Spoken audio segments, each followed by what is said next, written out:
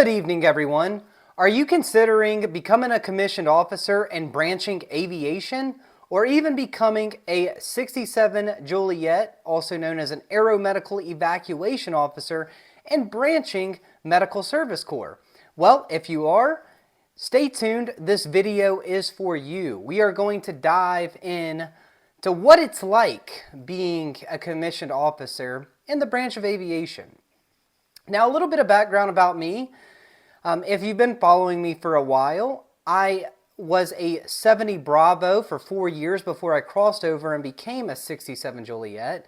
A 70 Bravo is a basic medical service corps officer. So I've spent my fair share of time in the ground world, what we call that in aviation, the world outside of aviation.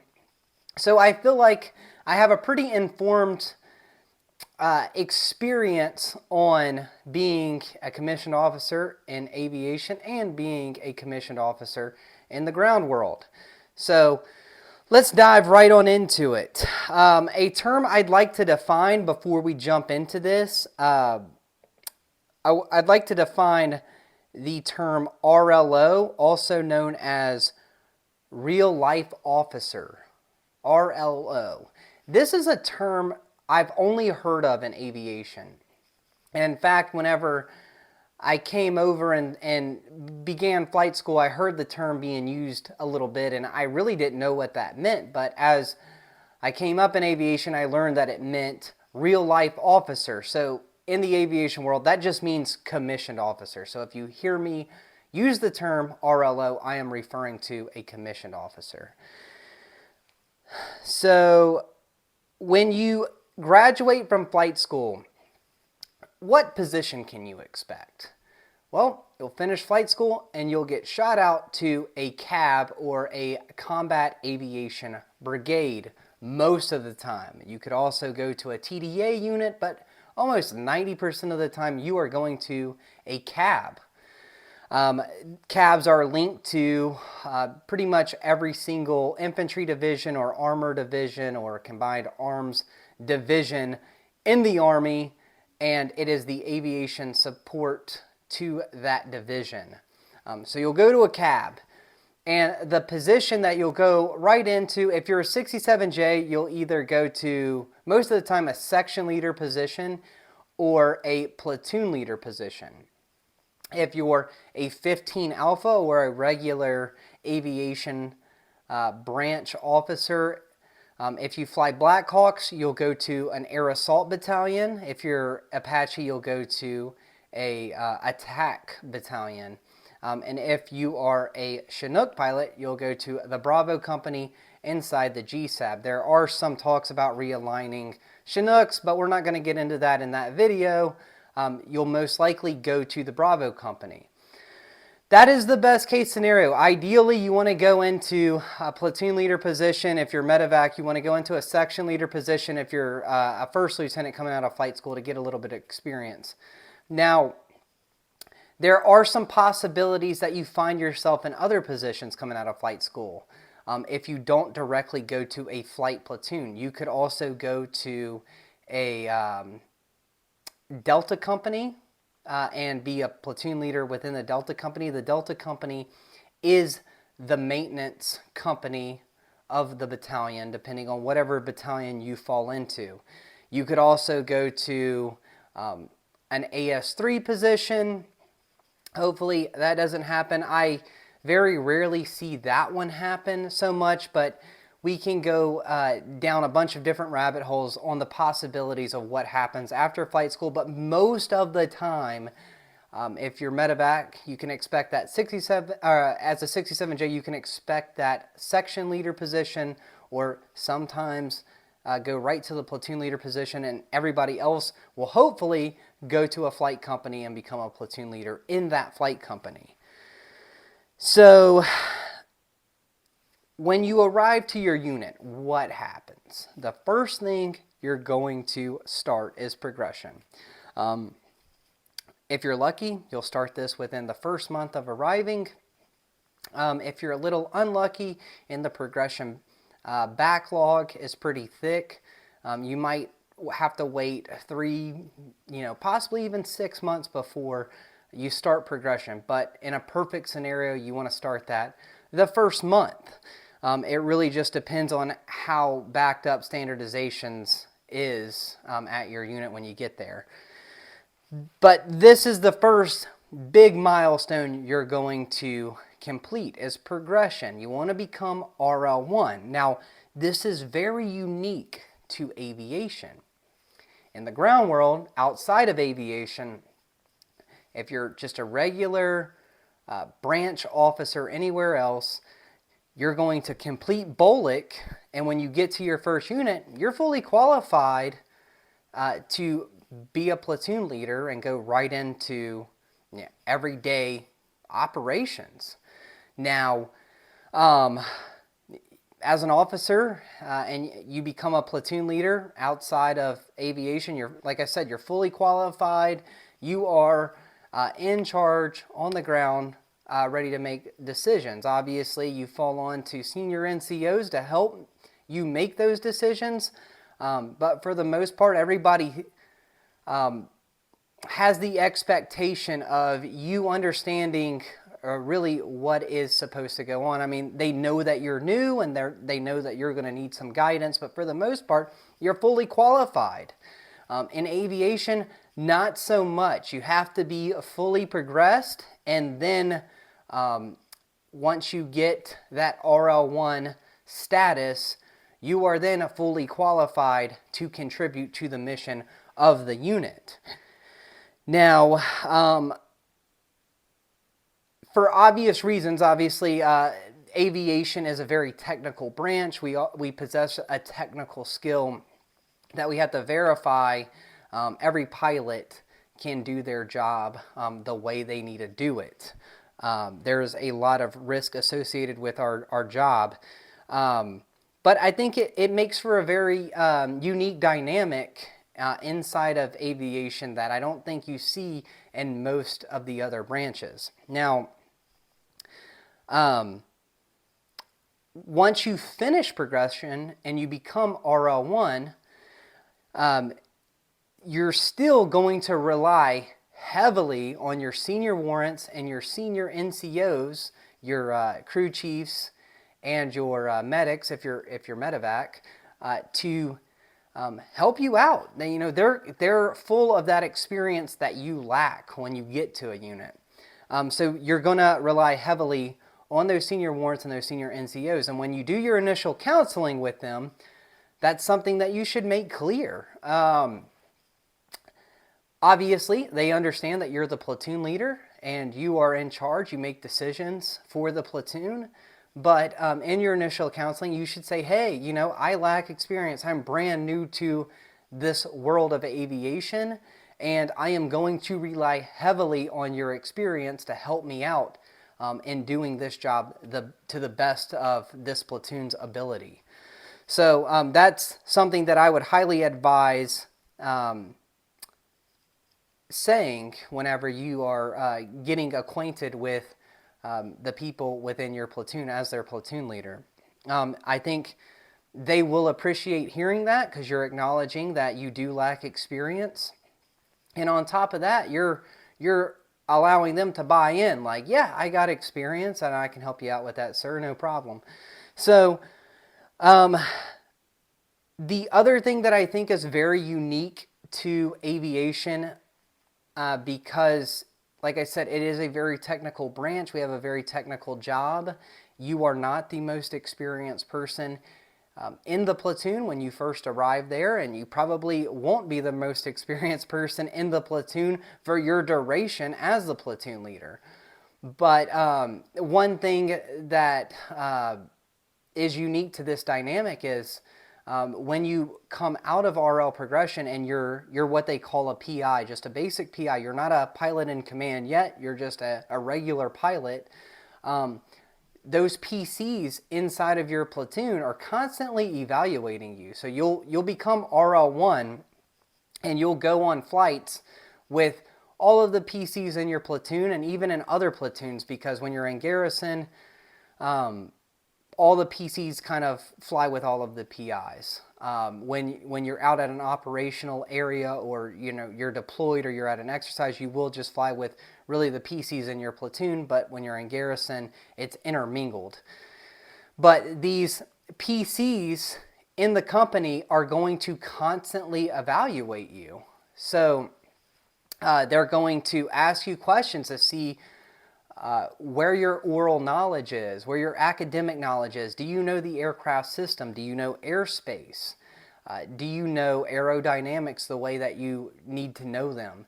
And they're going to kind of start to form an opinion about you on if you have what it takes to be a good PI and potentially take on that pilot in command role later on. So, like I said, very unique to aviation. I don't know if any other branch really has this constant evaluation criteria from the subordinates. I mean, I think you are always being evaluated at a job, in the Army, outside of the Army, on how much you know, how much you bring to the team. I just think there's a little more in aviation. So, like I said, you're constantly being evaluated, not just by PCs, but in aviation, you have IPs in the unit, and at any moment, an IP wants to no-notice you throughout the year. A no-notice is exactly what it sounds like. It is a no-notice evaluation. So, for example, if you're typing away in your office getting ready for the training meeting slides, an IP within the company can come in there and say, hey, sir, we're going to do a no-notice evaluation. He can quiz you on 5s and 9s, the EP and limits of the aircraft. They can evaluate your knowledge on aerodynamics. They can ask you anything, regs, pubs, airspace, anything they want. And they can even take it as far as if you're on the flight schedule with a regular PC, they can replace that PC and jump on as the PC of that flight and give you a flight evaluation if they want to. And this isn't an evaluation where they're like, hey, you need to brush up on this and brush up on that. They are actually going to take the results of where they think you are, and they're going to make a CAFERS entry on you in your permanent file, your permanent flight record, on how well you did on this no-notice evaluation. So you have that on top of your annual A part that you have every single year that you're supposed to be studying for and preparing yourself for throughout the year. So there is this constant evaluation within the aviation branch on commissioned officers. You don't just slap on that rank and you're the guy in charge. You're constantly being evaluated by the pilots in command, the IPs, and everybody you work with, officially, not just unofficially, but officially. So that poses a unique dynamic within aviation. Now, pilot in command, this is another unique thing. So in any of the other branches, typically you're always the person in charge on ground, and that is somewhat true in aviation.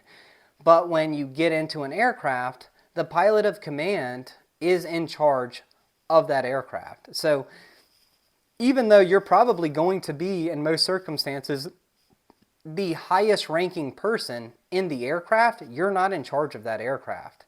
The pilot in command is in charge of that aircraft. So if you're at NTC, you may be in charge of the overall operation of what happens at NTC, or what happens at a deployment, or what happens at a field problem.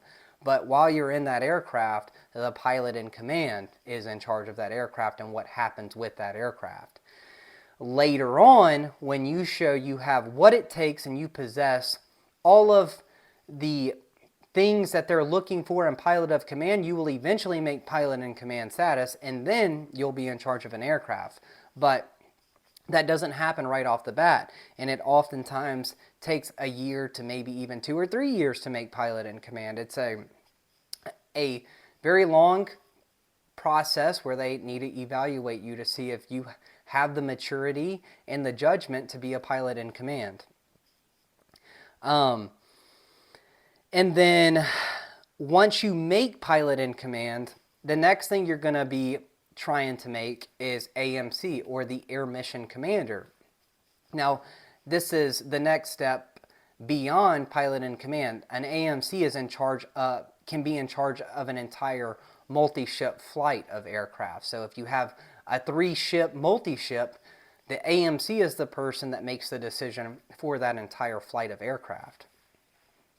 So these are some unique things. Now, the other thing I want to get into in this video is the frequency of flying. This is something that comes up constantly, not necessarily really in aviation. I hear more talk about this outside of aviation, but I think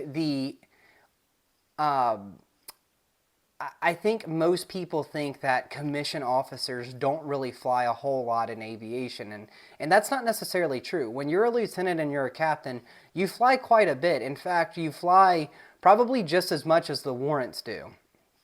The thing that does change is over a span of time, the frequency of flying does tend to drop off towards major and lieutenant colonel, to where in the warrant world, your frequency of flying is only going to increase because you're going to make PC and you're going to track. And when you make PC and when you track, you're going to fly even more. So, how much can you expect to fly as a commissioned officer at a unit as a platoon leader? You can typically reasonably expect to fly once a week, and that one time a week is a 4-hour period. So it's reasonable to expect you'll get about 4 hours a week. Now, 2 to 3 flights a week is a good week. I have flown 2, 3, even 4 flights in 1 week before. Now, does that happen every week? Of course not. But I am on the flight schedule at least about once a week, and sometimes when I'm lucky, 2 to 3 times a week. That is in a garrison environment. Now, when you go to what's called an operational environment, whether that be NTC, you're going to forward deploy to an outstation somewhere or go on a deployment or do med coverage, or you're going to go to a field problem or something, you can expect to really fly every single day. For example, I went to NTC back in the spring, and I flew every single day. So in garrison, about once a week is safe to assume, sometimes more. And then when you go to an operational environment, you can expect to fly every day, maybe every other day, but you'll fly a lot more. That's the point I'm trying to make. Now, what happens when you become a major or a lieutenant colonel? And this is important to highlight. So, majors and lieutenant colonels. So I'll speak to the majors first. Majors typically command medevac companies. Not so much in other flight companies outside of medevac, but in medevac, majors command flight companies. Typically, those guys, they will typically just try to get minimums, and that's 48 hours per semi-annual every 6 months, per semi-annual period. And the reason why they try to do that, there's really 2 reasons why they do that. Reason number 1 is their job isn't really to be the guy flying the helicopter and to be the best pilot in the company. That's not really their job. Their job is to really manage the company and make sure everything runs smoothly the way that it's supposed to.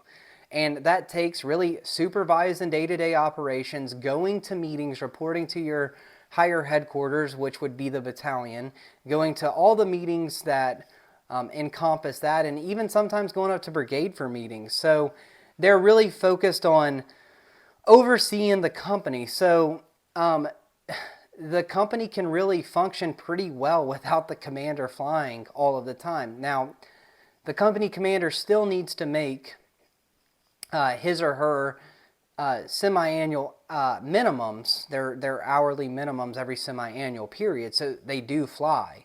But their whole main goal is not to just knock out a ton of hours and just be the man at the company. That's just not what happens.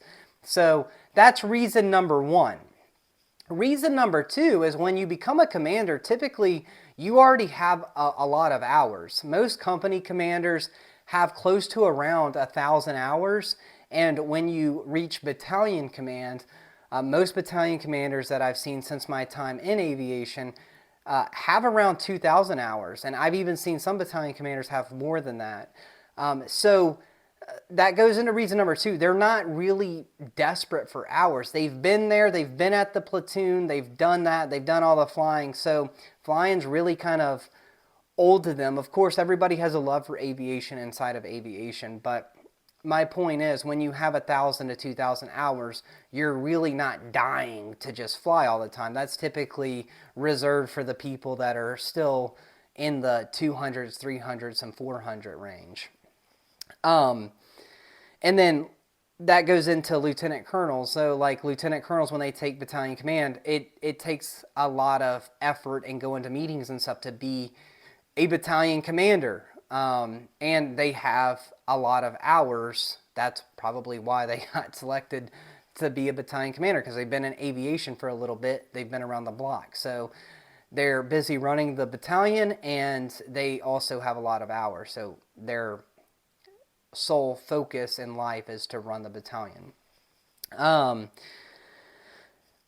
So I do want to say this. So going back to what I said, so I have seen, and this is on the medevac side, I'm sure this is true for the assault and even the attack, but some commanders you will meet that have a track. For those of you who do not know what a track is, so typically warrants are the main pilots that track. You know, the four tracks in aviation are instructor pilot, IP, maintenance test pilot, MTP, AMSO, and safety. Every once in a while you will meet an RLO that has a track. Obviously, this isn't the main goal, but at some point they were lucky enough to go get a track. The main two that you see are IP and MTP. So my point is, in talking about that, is I have seen commanders fly way beyond their semi-annual period minimums, and this is typically when they're an IP. And the reason that is because when they're an IP, they can help out with their standardization section in their company. IPs don't just grow on trees. Typically, there's a pretty significant shortage of them across the Army.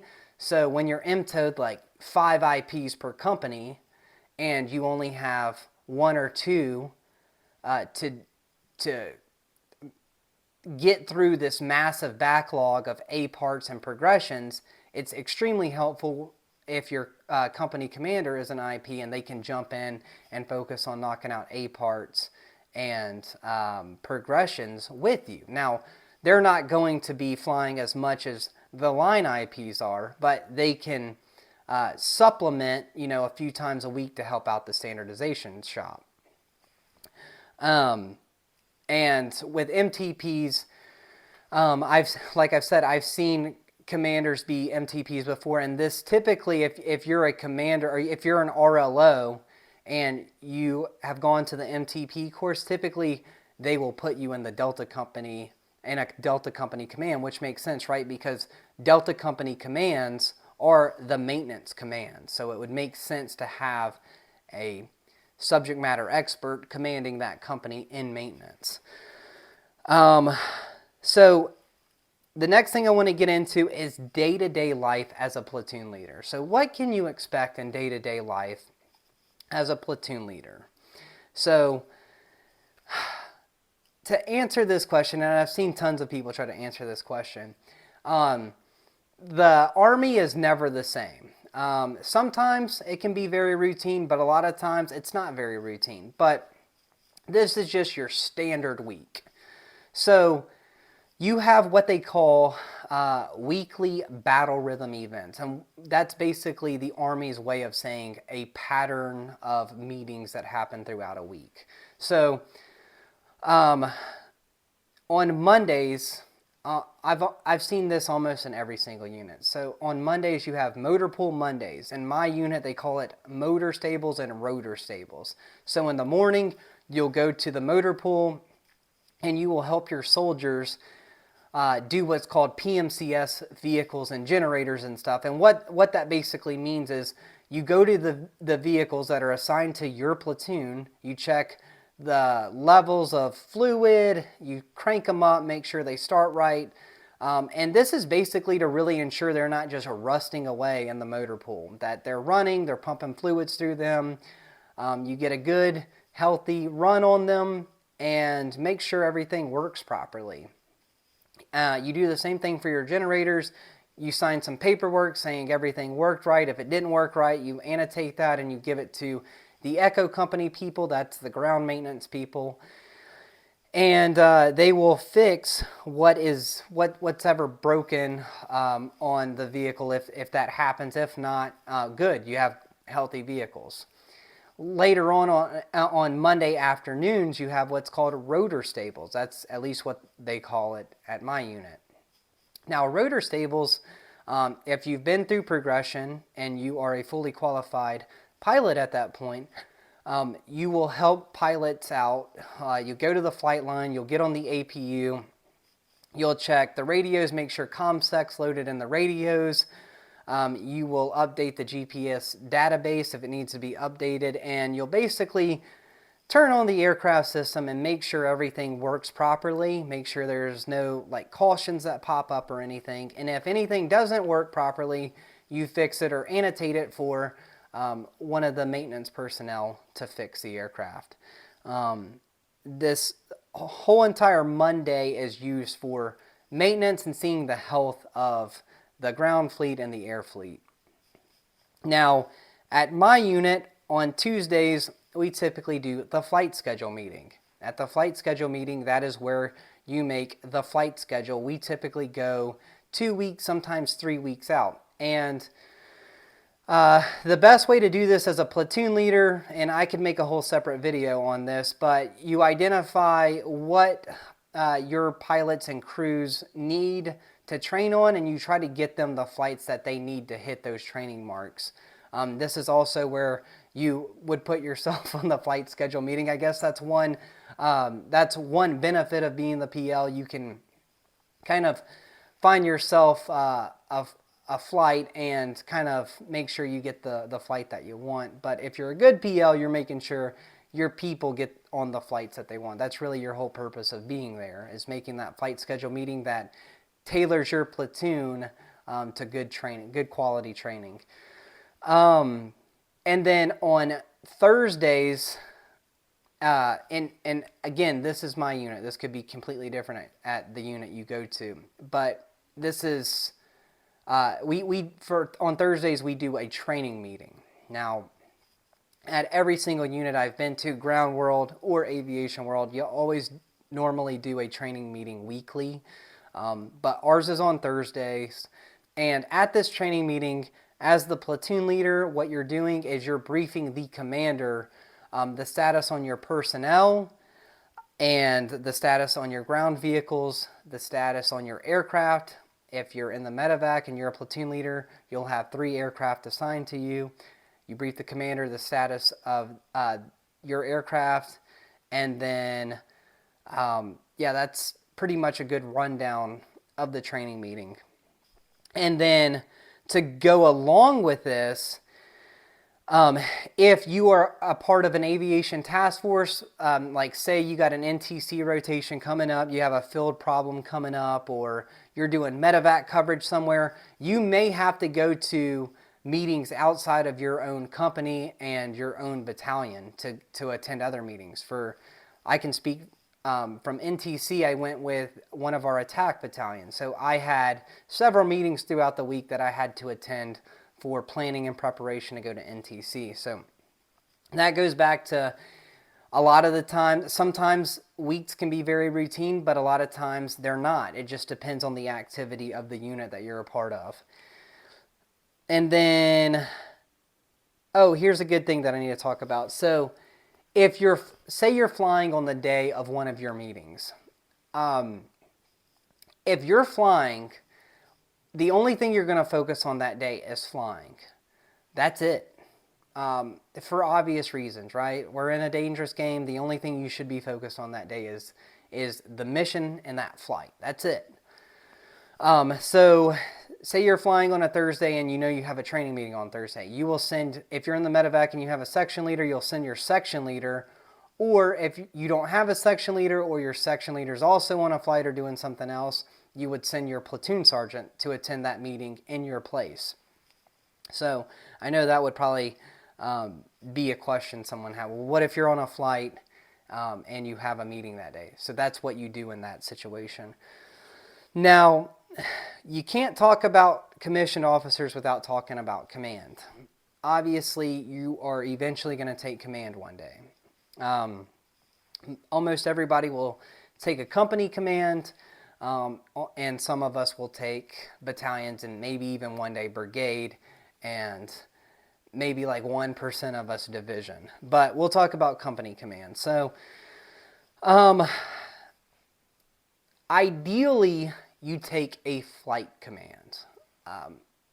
If you are going into aviation or you're becoming a 67J, you don't do that without wanting to take a flight company command. So if you're air assault, you'll want to take one of the air assault companies.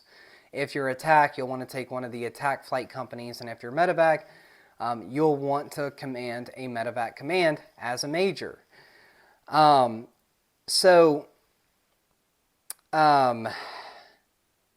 Those are the commands you really want to shoot for.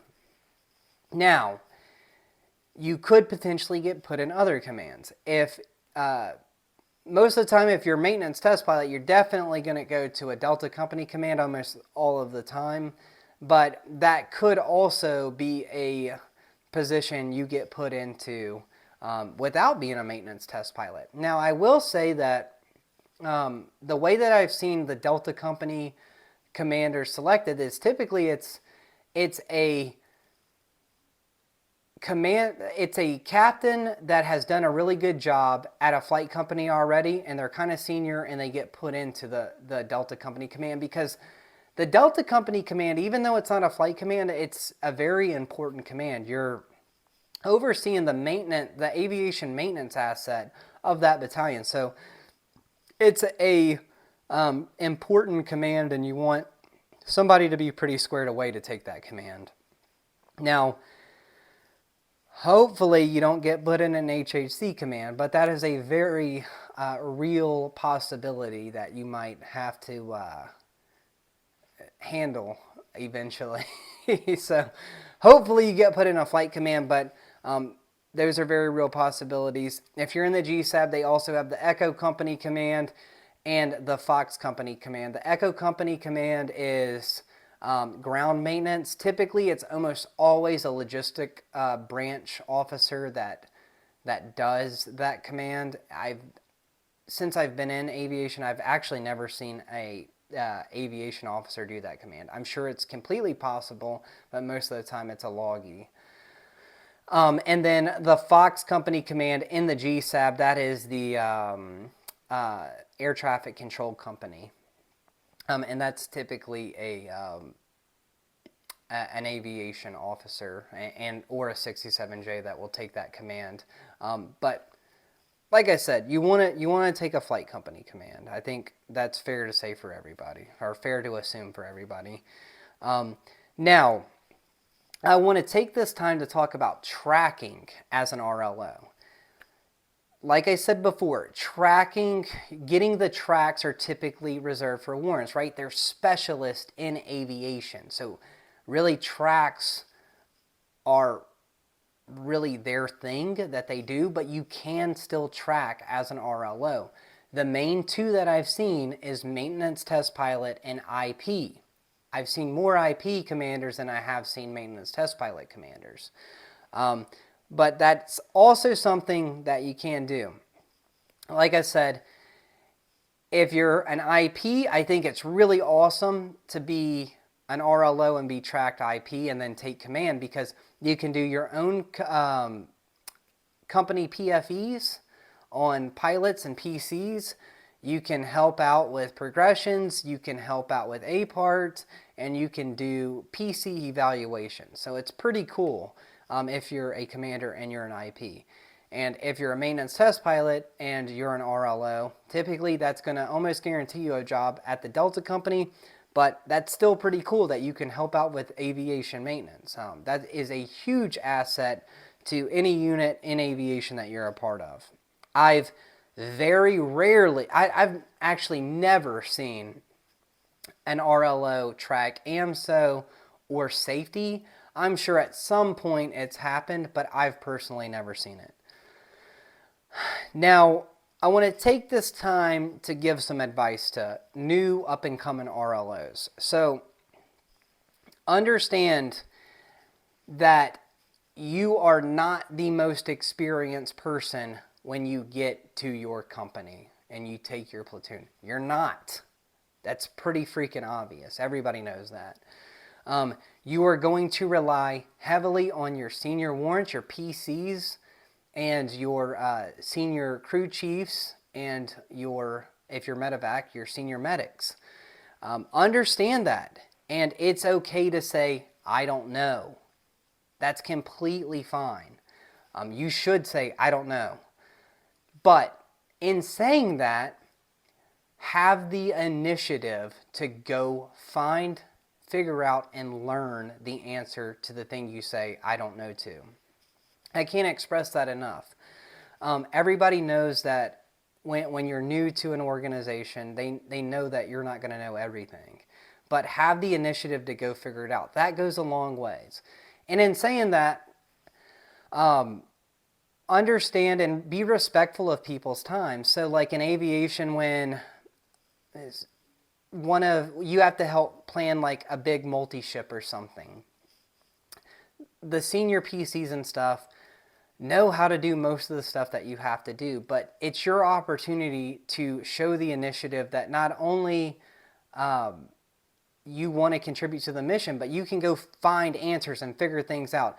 A lot of people aren't going to have the time to sit there and show you every single thing, but if you go learn the answers yourself and spend a little time reading and digging and everything, that goes a long way. People notice that. And as RLOs in your relationship with commanders and stuff, when I will say the best commissioned officers can take very generic guidance, commander's intent, and a mission statement and just run with it.